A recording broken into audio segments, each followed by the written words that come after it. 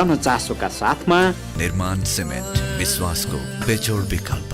Maruti cement, हामी बनाउँछौं नेपाललाई।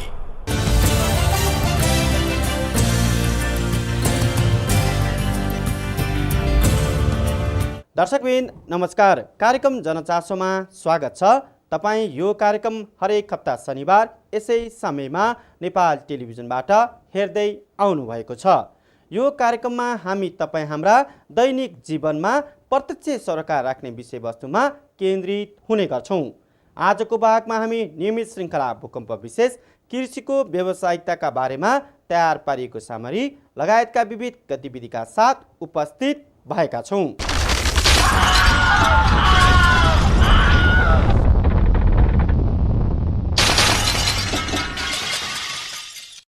कार्यक्रमको सुरुवातमा लागौँ नियमित श्रृङ्खला भूकम्प विषयतर्फ। गत साता राजधानीमा आवास तथा भवन निर्माणमा संलग्न निर्माण कर्मीहरूले भवन निर्माण संहिताको पूर्ण पालनाको प्रतिबद्धता व्यक्त गरेका छन्। 2 दिनसम्म चलेको भूकम्प प्रतिरोधी भवन निर्माणमा डकर्मीहरूका चुनौती र अवसर विषयक कार्यशाला गोष्ठीमा उनीहरूले 18 बुँदे प्रतिबद्धता तथा घोषणापत्र समेत सार्वजनिक गरेका छन्। हेरौँ यो रिपोर्ट। विभिन्न आवास तथा भवन निर्माणमा संलग्न निर्माणकर्मीहरूले भवन निर्माण संहिताको पूर्ण पालनाको प्रतिबद्धता व्यक्त गरेका छन्। भूकम्प प्रतिरोधी भवन निर्माणकर्मी समूहको सहकार्यमा भूकम्प प्रविधि राष्ट्रिय समाज नेपाल एनसेटले आयोजना गरेको भूकम्प प्रतिरोधी भवन निर्माणमा डकर्मीका चुनौती र अवसरहरू विषयक 2 दिने कार्यशालामा सहभागीहरूले सरकार र अन्य सम्बन्धित संस्थाहरूले पनि उचित कार्यान्वयन गरी आफ्नो प्रतिबद्धतालाई प्रभावकारी बनाउन आग्रह गरेका छन्। कार्यशालामा भूकम्प प्रतिरोधी भवन बनाउने तालिम लिएका 39 जना र नलिएका 9 जना गरी 48 जना सहभागी थिए। 2 दिनको सघन छलफलपछि उनीहरूले 18 बुँदे प्रतिबद्धता तथा घोषणापत्र तयार पारेका थिए, जुन घोषणापत्र भवन निर्माण विभागका महानिर्देशक शम्भु केसीलाई प्रदान गरेका थिए। उनीहरूले घर बनाउँदा कम्तीमा 1 जना तालिम प्राप्त डकर्मी रहने व्यवस्था गर्न, तालिम प्राप्त डकर्मीहरूको अभिलेख राख्न र परिचय पत्र वितरण गर्न पनि सरकारको ध्यानाकर्षण गरेका छन्। भवन निर्माण संहिता भूकम्प ठेक्ने घर बनाउन तालिमको प्रभावकारी पालना गर्नुपर्ने प्रतिबद्धता छौँ। हामी प्रतिबद्धता छौँ, तर हामीलाई सहयोगको जरुरी भएको भएर हामीले यो कार्यशाला चाहिँ सुरु गर्नु पर्यो हो। र यसमा चाहिँ के छ, नक्सा पास गर्न आउनेलाई घर धनी भूकम्प प्रतिरोधी धनीहरूलाई भूकम्प प्रतिरोधी भवन निर्माण सम्बन्धी अनिवार्य अभिमुखीकरण व्यवस्था गर्ने, तालिम नपाएका डकर्मीलाई तालिम र तालिम प्राप्त डकर्मीहरूलाई पुनर्ताजकी तालिम व्यवस्था गर्नुपर्ने, नक्सा बनाउने इन्जिनियरलाई पनि भूकम्प प्रतिरोधी भवन निर्माण सम्बन्धी तालिम दिनुपर्ने, महानगरपालिका र गाविसबाट भूकम्प सम्बन्धी चेतनामूलक प्रचार प्रसार तीव्र गर्नुपर्ने। सहभागीहरूले भूकम्प प्रतिरोधी घर बनाउँदा भवन विभाग, नगरपालिका र गाविसले तालिम प्राप्त निर्माणकर्मी समूहसँग समन्वय गरी दर रेटमा एकरूपता कायम गर्न समेत माग गरेका छन्। अझै पनि जनचेतनाको कमीले आफूहरूले भने जस्तो सिप र कौशल प्रयोग गरे घर बनाउन नसकेको निर्माणकर्मीहरूको अनुभव छ। तालिम लिनुभन्दा अगाडि हामी जुन तरिकाले बनाइरहेको थियौँ भने त्यो चाहिँ अब हामी त्यतिखेरको अवस्थामा ठिकै थियो, र तालिम लिएर पछि हामीले बनाएको बिल्डिङहरू चाहिँ हामीले तालिमको अनुसार बनाउन पाउँदा चाहिँ हामीलाई मनमा ढुक्कै हुन्थ्यौँ। र हामीले तालिम लिँदा पनि अब घरबेटी घरसवहरूले हामीले दिएको सुझाव नमान्ने, मनमा शङ्का हुँदा पनि त्यस्तै किसिमको पुरानो डिजाइनको घर बनाउनु पर्दाखेरि हामीलाई मनमा चाहिँ चिसो हुन्थ्यो कि कतै यही घर बनाउँदाखेरि हाम्रै छोरा नाति भोलि गएर हाम्रै आफन्त परिवार यही घरमा कतै बालमा बस्दा किचेर मर्ने होइनन् कि भन्ने हामीलाई चाहिँ आशंका चाहिँ हुन्थ्यो कि चिसो हुन्थ्यो। तैपनि हामीले मनमा चिसो हुँदा पनि त्यस्तो बिल्डिङहरू चाहिँ फिनिसिङ गरेर सबैहरूलाई बुझाउनु पर्ने बाध्यता थियो। र यस्तो अवस्था भोलिको दिनमा यस्तो अवस्था नआओस्, हामी तालिम प्राप्त डकर्मीहरू र तालिम प्राप्त इन्जिनियरहरूले पनि सोच्नुपर्ने बेला आएको छ। भवन निर्माणकर्मी समूहका अध्यक्ष कुलबहादुर तामाङले आफूहरूको मागलाई सरकारले सम्बोधन गर्नेमा आशावादी रहेको बताउनुभयो। अहिले सहरी विकासबाट आउनुभएका हाम्रा निर्देशकज्यू हुनुहुन्थ्यो, उहाँले चाहिँ अब यो असारसम्ममा तपाईँहरू एउटा एक एकरूपता भएर आउनुहोस् अर्थात् एउटा महासङ्घ बनेर आउनुहोस्, त्यसमा हामी हरेक यस्तो सवालहरूमा प्रतिनिधित्व गराइदिन्छु भन्ने एउटा आश्वासन दिएर जानुभएको छ। र भक्तपुर नगरपालिकाबाट पाल्ने हुने शहरी विकासका निर्देशकै हुन्छ होला, उहाँले पनि हामीले पनि यसलाई चाहिँ अब लागू गराउने तपाईँहरूको प्रतिबद्धतालाई लागू गराउने तर्खरमा छौँ भन्ने पनि आश्वासन दिएर जानुभएको छ। कार्यक्रममा भवन विभागका महानिर्देशक केसीले कार्यशालामा उठेका मागहरूलाई सम्बोधन गर्न सरकार सकारात्मक रहेको बताउनुभयो। विभिन्न समितिहरू हामी बनाउने चरणमा छौँ र अब त्यो समितिहरूमा यहाँहरूको मलाई लाग्छ एउटै किसिमको महासङ्घ भइदिएको भए हामीलाई त्यो सहिलो हुन्थ्यो। हामी तपाईँहरूको प्रतिनिधिलाई हाम्रो कुनै पनि भवन निर्माण कार्य समितिहरूको विभिन्न समितिहरू छन् हामीहरूका, त्यसमा हामी सम्मान गर्न सक्छौँ। र यहाँहरूलाई मेरो सुझाव पूर्वजीलाई के छ भने एउटै महासङ्घ बनाएर आउनुहोस् र त्यो महासङ्घ भइसकेपछि त्यो महासङ्घको अध्यक्ष या महासचिवलाई हामीले त्यस्तो समितिहरूमा चाहिँ प्रतिनिधित्व गराउन सक्छौँ भन्ने चाहिँ मैले यहाँलाई आश्वासन दिन चाहन्छु। कार्यशालामा सहजीकरण गर्नुभएका भूकम्प प्रविधि राष्ट्रिय समाज नेपालका विजयकृष्ण उपाध्यायले भवन निर्माण संहिता कार्यान्वयनलाई कडाइका साथ लागू गरेमा सुरक्षित बस्ती निर्माण हुन सक्ने बताउनुभयो। यसका लागि जनचेतना र अभिमुखीकरण आवश्यक भएको उहाँको भनाइ छ। घर बनाउन चाहने घरजनाहरूलाई एक किसिमको जनचेतना एकदम मास अवेरनेसको रूपमा जानु पर्यो। त्यो चाहिँ उहाँहरूले थाहा पाउनु पर्यो कि भैँचालो ठेक्ने घर कुन हो, कसरी बनायो भने हुन्छ, नभए कसरी, किनभने नभए त तालिम लिएकै कर्मीहरूले पनि सबैजना एकनासकै हुन्छ भन्ने छैन।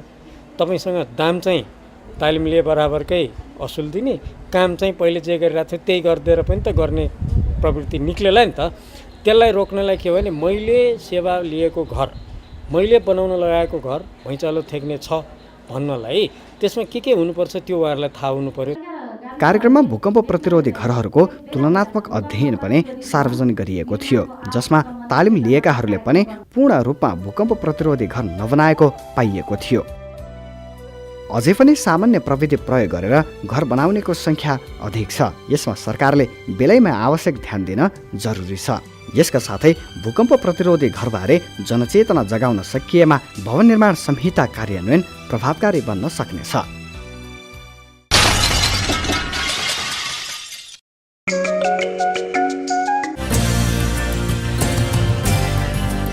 विश्रामपछि पुनः स्वागत छ कार्यक्रममा। प्रशस्त सम्भावना बोकेको कृषि क्षेत्रलाई व्यावसायिक र विविधीकरण गर्न नसक्दा यसबाट उचित लाभ लिन सकिएको छैन।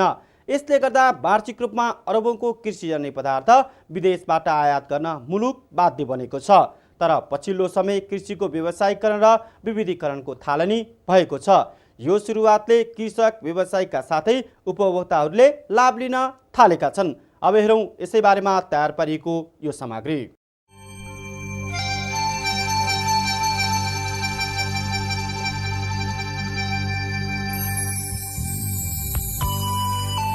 कृषि झण्डै 2/3 नेपालीको साझा पेशा हो। तर पनि खाद्यान्न अभाव, गरिबी तथा भोकमरीको समस्या नेपालको यथार्थ बनिरहेको छ। यसो हुनुको मुख्य कारण नेपालको कृषिमा भएको न्यून उत्पादकत्व हो। 4 दशक अघिसम्म नेपालको कृषि उत्पादकत्व दक्षिण एसियामा नै सबैभन्दा बढी थियो। त्यतिखेर नेपाल कृषिमा आधारित वस्तुको ठूलो निर्यातकर्ता मध्येमा पर्थ्यो। तर अहिले दक्षिण एसियाकै सबैभन्दा न्यून कृषि उत्पादकत्व भएको मुलुकमा झरेको छ। कृषिलाई समय सापेक्ष आधुनिकीकरण र व्यवसायीकरण गर्न नसक्दा हामीले सम्भाव्य कृषिको लाभ गुमाइरहेका छौं। पछिल्लो समयमा भने कृषि क्षेत्रलाई व्यवसायीकरण र विविधीकरण गरी मुलुकको अर्थतन्त्रलाई उकास्ने प्रयासको थालनी भएको छ। यसको उदाहरण हो व्यावसायिक कृषि तथा व्यापार आयोजना प्याक्ट। विक्रम सम्वत 2065 सालबाट सुरु भएको यो आयोजना नमुनाको रूपमा पहाड र तराईका गरी विभिन्न 25 जिल्लाहरूमा सञ्चालनमा आएको थियो। त्यसमध्येको एक काभ्रे जिल्ला पनि हो। सीमित जिल्लाहरूमा सञ्चालनमा रहेको यो आयोजनाको प्रभावकारितालाई मध्यनजर गरी हाल 75 जिल्लामा विस्तार गरिएको छ। व्यावसायिक रूपमा कृषि क्षेत्रको उत्पादन गरेर विश्व बजारमा चाहिँ यसको पहुँच पुर्याउनु हो। खास बाली र वस्तुहरूको उत्पादन र उत्पादन वृद्धि गर्नु हो। जहाँ जहाँ सम्भावनाहरू छन् त्यहाँ खास रूपमा चाहिँ व्यावसायिक रूपमा उत्पादन गरेर अनि त्यसको चाहिँ खास यो व्यवसाय गर्ने व्यवसायीहरू अर्थात् कृषकहरू अनि यसमा लाग्ने चाहिँ सहकारीहरू र कृषिमा लाग्ने व्यवसायहरूको जीवनस्तरलाई उकास्ने र यसले उचित मूल्य पाएर बजार पाएर चाहिँ उपभोक्ताहरूलाई राहत दिलाउने काम चाहिँ यसको र जुन बाली र वस्तुहरू चाहिँ यी आयात प्रतिस्थापन गर्ने खालको इम्पोर्ट सब्स्टिट्युसन गर्ने बाली र वस्तुलाई फोकस गर्ने र एक्सपोर्ट प्रमोसन गर्ने बाली र वस्तुलाई फोकस गर्ने चाहिँ यसको चाहिँ मूलभूत रूपमा उद्देश्य हो। जसअनुसार हामी यो परियोजना सुरुका दिनमा हामी चाहिँ 2009मा $26 मिलियन बाट चाहिँ 25 जिल्लामा सुरु गरेका थियौँ भने यसै आर्थिक वर्ष 13 देखि अस्ति गत श्रावणदेखि यसलाई चाहिँ $82 मिलियन करिबन 8 अरब रुपियाँ र 75 जिल्लामा चाहिँ यसको कार्यक्षेत्र विस्तार भएको छ। व्यावसायिक कृषि तथा व्यापार आयोजनाले मुख्य गरी साना कृषक, कृषि व्यवसायी तथा उद्यमीको क्षमतामा सुधार गर्दै स्वच्छ र स्वस्थ कृषि उत्पादनलाई बजारसम्म पहुँच पुर्याउने उद्देश्य लिएको छ। उद्देश्य अनुसार यी कृषक, व्यवसायी र उद्यमीलाई प्रोत्साहन गर्न आयोजनाले अनुदान सहयोगका साथै विभिन्न कार्यक्रमहरू गर्दै आएको पनि छ। जो कृषिको व्यवसायीकरण गर्नको लागि अगाडि आइरहनु भएको छ तर चाहिँ कहाँ उनीहरूलाई प्रब्लम छ त्यो प्रब्लमलाई चाहिँ हामी हल गर्ने यसको उद्देश्य हो। ती समस्यालाई समाधान गर्नको लागि चाहिँ हामी चाहिँ मागमा आधारित हामी सबैभन्दा पहिला अवधारणा पत्र माग्छौँ। हामी चाहिँ कुन बाली र वस्तुमा योपालि सहयोग गर्ने भन्छौँ। त्यसपछि अवधारणा पत्र माग्छौँ। अवधारणा पत्र उहाँहरूको ठिक भयो भने त्यसपछि हामी फिल्डमा गएर हेर्छौँ। तपाईँहरूले राखेको अवधारणा पत्र अनुसार तपाईँहरू पास हुनुभयो त्यो अनुसार भएदेखि हामी चाहिँ उहाँहरूलाई चाहिँ फेरि पास गरेर चाहिँ पूर्ण प्रस्ताव लेख्नलाई स्वीकृति दिन्छौँ। छैन भने अन द ग्राउन्ड त्यही दिन त्यतिखेर तपाईँले राखेको अनुसार यो कुरा राख्नुभएको थियो तर तपाईँले राखेको बेमानी गर्नुभएको छ थिएन तपाईँको हामी चाहिँ अस्वीकृत गर्छौँ। अहिले अर्को पालि फेरि ट्राई गर्नुहोस् भने हामी चिठी दिन्छौँ। त्यसपछि पूर्ण प्रस्ताव प्राप्त भइसकेपछि हामी 4वटा विधामा चाहिँ हाम्रो इन्डिपेन्डेन्ट पियर रिभ्युज भन्छौँ। हाम्रा बाहिरी क्षेत्रका विज्ञहरूले हामी लोकसेवाको प्रक्रिया जस्तै डबल कोड गरेर पठाउँछौँ। एउटा चाहिँ इन्भाइरोमेन्ट कुरा, एउटा सोसियल कुरा, एउटा चाहिँ टेक्निकल कुरा, एउटा अर्को चाहिँ हामी चाहिँ फाइनेन्सियल कुरा। यी 4वटा प्यारामिटरमा हाम्रो कपीहरू चेक भएर आइसकेपछि ती सबै प्यारामिटर मिट गर्नेहरूसँग चाहिँ हामी नेगोसिएसन गरेर चाहिँ उहाँहरूलाई ग्रान्ट दिन्छौँ। हामीले साना कृषक समूहहरूलाई चाहिँ हामीले चाहिँ अहिले चाहिँ माइक्रो ग्रान्टमा त 75% नभए हामी चाहिँ 70% दिएका छौँ भने सहकारीहरूको लागि चाहिँ 50% हाम्रो, 50% उहाँहरूको, प्राइभेट कम्पनीजहरूको लागि चाहिँ उहाँहरूको लागि चाहिँ 30% मात्र हाम्रो, अरू 70% उहाँहरूको छ। त त्यसरी मेकानिजम छ जसले गर्दाखेरि सानादेखि लिएर ठुलासम्म सबैको चाहिँ यसलाई चाहिँ काम गर्ने तौर तरिकाहरूमा चाहिँ राम्रो होस् भन्ने तरिकाले चाहिँ हामीले यसले गरिरहेका छौँ। आयोजनाले मूल्य श्रृङ्खलामा आधारित कृषि व्यवसायमा दिएको अनुदान सहयोग र कृषकको लगनशीलताले गर्दा कार्यक्रम सञ्चालन भएका क्षेत्रमा सकारात्मक परिवर्तन देखा पर्न थालेका छन्। जसको उदाहरण हो काभ्रे जिल्ला फुलबारी गाउँ विकास समितिका यी टिपी शर्मा। आयोजनाबाट पाएको 25 लाखको अनुदान सहयोगमा थप करिब 33 लाख आफ्नो पनि लगानी गरी कुखुरा व्यवसाय थालेका शर्माले जिल्लामै कुखुराको राम्रो बजार बनाउन सफल भएका छन्। हिजो मसँग डिजिटल मेसिन थिएन, चल्ला ह्याचिङ गर्ने मेसिन थिएन। म के गर्थेँ भने त्यहाँबाट प्यारेन्ट राखेका थिएँ, भाडामा मेसिन राख्थेँ भने अहिले मेरो मेसिन भयो। चल्ला हुर्काउने ठाउँ अलग थिएन, म त्यहीँ हुर्काउँथेँ। अल इन आउट सिस्टममा कहाँ थियो। चल्ला एकचोटि ल्याएपछि फेरि त्यो चल्ला बिक्री भएसम्म मेरो खोर खाली हुन्थ्यो। अहिले नयाँ संरचना बोर्डिङ हाउस निर्माण भएको छ प्याकको तपाईँको चाहिँ के अरे अनुदानमा। त्यसै गरी अर्को मैले चाहिँ के अरे जुन बिरामी कुखुराहरू, लुतलङ्गडा कुखुराहरूलाई राख्ने छुट्टै किसिमको एउटा तपाईँको व्यवस्था भएको छ। त्यसर्थ के छ भन्दाखेरि त्यसबाट नयाँ तपाईँको मलाई हौसला त प्रदान भएको छ नि। तर यति मात्रै होइन, तपाईँको भन्दाखेरि चाहिँ काम गर्ने अझ ऊर्जा पैदा गरिदिएको छ कि उसले।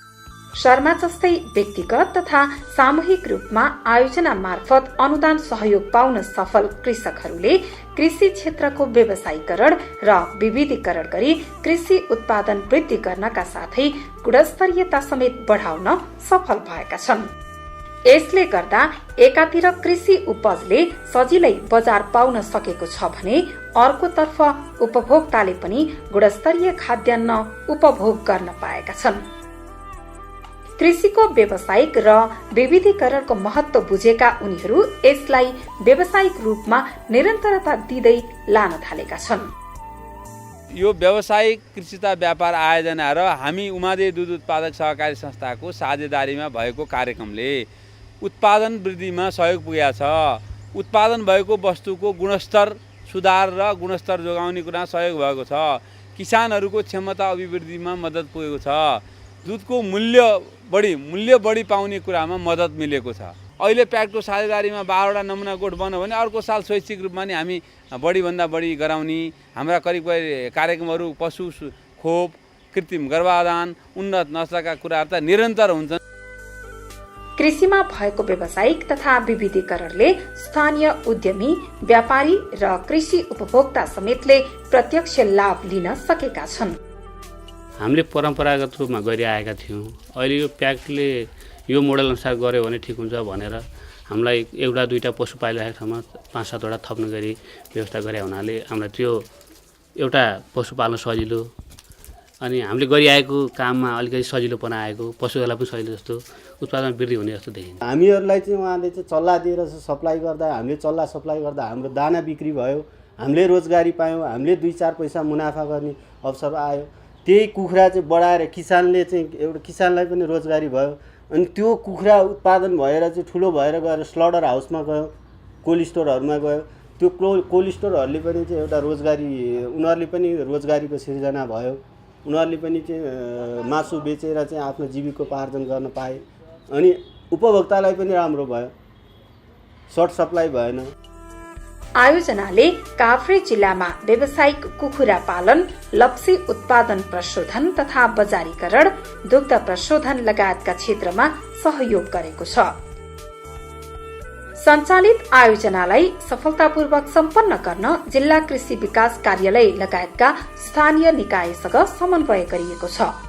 6वटा जति आयोजना प्याक्टबाट सहयोग भएर यहाँ सञ्चालनमा आइरहेको छ। आयोजनाले चाहिँ जिल्ला कृषि विकास कार्यालयमा चाहिँ कृषिमा चाहिँ सहयोग गरिराखेको छ। समन्वय गरेर अगाडि बढ्छ अनि हामीले त्यसको चाहिँ अनुगमन निरीक्षण गर्ने हामीलाई जिम्मेवारी पनि दिएको छ। खास गरेर काभ्रे जिल्लाको कुरा गर्ने हो भने अहिले हाम्रो यहाँ 2वटा सहकारीले चाहिँ यो अदुवा उत्पादनको लागि यो प्याक्टबाट अनुदान पाउनु भएको थियो। धेरै राम्रो अहिले उहाँहरूको बिक्री वितरणको अवस्था धेरै राम्रो छ। यो वर्ष राम्रो मूल्य पनि पाउनुभयो। जिल्ला कृषि विकास कार्यालय पनि त्यस्तो खालको कार्यक्रममा अलि बढी प्राथमिकता राखेर हामीले कार्यक्रम सञ्चालन गर्दै आएका छौँ। यसका साथै अनुगमन र मूल्याङ्कन विधिलाई सशक्त रूपमा अगाडि बढाएको छ। यो प्रक्रियाको विकासले आयोजनाले लिएको लक्ष्य हासिल गर्न सजिलो बनाएको छ। व्यावसायिक व्यापार आयोजनाले चाहिँ यो अनुगमनलाई चाहिँ धेरै व्यवस्थित बनाएको चाहिँ हामीले महसुस गरेका छौँ। यो हाम्रो कस्तो छ भन्नुहुन्छ भनेदेखि सुरुमा हामीले विभिन्न उपायोजनाहरूलाई अनुदान दिने बेलामा नै विभिन्न 3-4 चरणमा चाहिँ हामीले चाहिँ उनीहरूलाई चाहिँ कार्यक्रम बाँडफाँड गरेका हुन्छौँ र किस्ता पनि हामीले 3-4 चरणमा चाहिँ उपलब्ध गराउने चाहिँ हाम्रो प्रावधान रहेको छ। र के छ भन्नुहुन्छ भने किस्ता दिने उनीहरूलाई चाहिँ अनुदान दिने सन्दर्भमा चाहिँ हामीले उनीहरूले गरेका कामहरूको चाहिँ स्पष्ट रूपमा चाहिँ जाँचबुझ गरेर काम हामीसँग भएको समुदाय अनुसार उनीहरूसँग काम कति गरेको छ त्यो गरेको नगरेको फिल्डमा स्थलहरूमा हेरेर त्यसको आधारमा हाम्रो क्षेत्रीय स्तरमा चाहिँ यो आरटिएससी भन्ने संस्था रहेको छ, हाम्रो प्याक्टकै निकाय रहेको छ। अहिले त हामी प्रोजेक्ट इम्प्लिमेन्टेसन सपोर्ट टिम प्रिस्ट भन्ने रहेको छ र त्यहाँबाट चाहिँ उनीहरूले चाहिँ फिल्ड त्यो संस्थाबाट चाहिँ त्यहाँको पदाधिकारीज्यूहरूले चाहिँ फिल्ड हेरेर यथार्थ त्यहाँको वस्तुस्थिति बुझेर आइसकेपछि अनि हामी कहाँ सिफारिस गरेर आउँछ त्यसको आधारमा अनि हामीले उहाँलाई किस्ता दिने हो। यस अर्थमा हामीले के गरेका छौँ भनेदेखि कामको वस्तुस्थिति हेरेर कामको प्रकृति हेरेर मात्रै हामीले अनुदान उपलब्ध गराउँछौँ। काम सम्पन्न गरेकाहरूलाई र हामीले के पनि गरेका छौँ भनेदेखि कम्प्लिट गरेका कामहरूलाई चाहिँ हामीले फेरि ढिलो गर्ने हाम्रो त्यो पनि नभएको कारणले गर्दा काम सकियो त्यसपछि उहाँबाट सिफारिस आयो हामीले यहाँबाट इमिडिएट उनीहरूलाई चाहिँ भुक्तानी प्रक्रिया अगाडि बढाउँछौँ, भुक्तानी दिन्छौँ। र यसमा चाहिँ हामीले जिल्ला कृषि विकास कार्यालय सम्बन्धित जिल्लाका जिल्ला कृषि विकास कार्यालय, जिल्ला पशु सेवा कार्यालय, क्षेत्रीय कृषि निर्देशनालयहरू, त्यस्तै कृषि विभागहरू, पशु सेवा विभागहरू, क्षेत्रीय पशु सेवा निर्देशनालयहरू, त्यस्तै कृषि विकास मन्त्रालयबाट पनि बेला बेलामा त्यहाँको टिमहरूले चाहिँ हाम्रो चाहिँ स्थलगत रूपमा चाहिँ अवलोकन गर्ने, निरीक्षण गर्ने त्यो पनि प्रावधान रहेको छ। त्यसले गर्दाखेरि अब अहिलेको वर्तमान मलाई लाग्छ प्याक्टले गर्ने चाहिँ अनुगमन प्रणाली धेरै व्यवस्थित छ र हामी त्यो अनुसार कामलाई अगाडि बढाइरहेका छौँ। कृषि प्रधान मुलुकको रूपमा परिचित नेपालबाट कृषि तथा मासुजन्य पदार्थका लागि वर्षेनी अर्बौं रकम बाहिरिरहेको छ। मुलुकको कृषि क्षेत्रको प्रवर्धनका लागि व्यावसायिक कृषि तथा व्यापार आयोजनाले कृषि क्षेत्रको व्यवसायीकरण र विविधीकरण मार्फत थालेको यो नयाँ तरिका सकारात्मक देखिएको छ। त्यसैले यो आयोजनालाई निरन्तर रूपमा कार्यान्वयन गर्न सक्ने हो भने नेपालको कृषि क्षेत्रको विकास निश्चित रूपमा हुने देखिन्छ।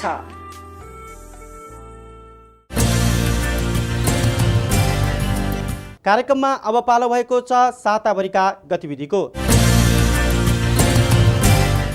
राष्ट्रिय योजना आयोगका उपाध्यक्ष प्राध्यापक डाक्टर गोविन्दराज पोखरेलले वातावरण मैत्री योजना तर्जुमा गरे शून्य कार्बन उत्सर्जन गर्ने मुलुकको रूपमा नेपाललाई अन्तर्राष्ट्रिय स्तरमा परिचित गराउन सकिने बताउनु भएको छ। राजधानीमा गत साता आयोजित गरिबी वातावरण पहल सम्बन्धी एसिया प्रशान्त क्षेत्रीय सेमिनारको उद्घाटन गर्दै उपाध्यक्ष पोखरेलले नेपालको कृषि, पर्यटन र ऊर्जा दिगो विकास हासिल गर्नका लागि समावेशी हरित आर्थिक संयन्त्र र वातावरण मैत्री स्थानीय शासनको संरचनालाई कार्यान्वयन गर्न सरकार प्रतिबद्ध रहेको पनि उहाँले बताउनुभयो।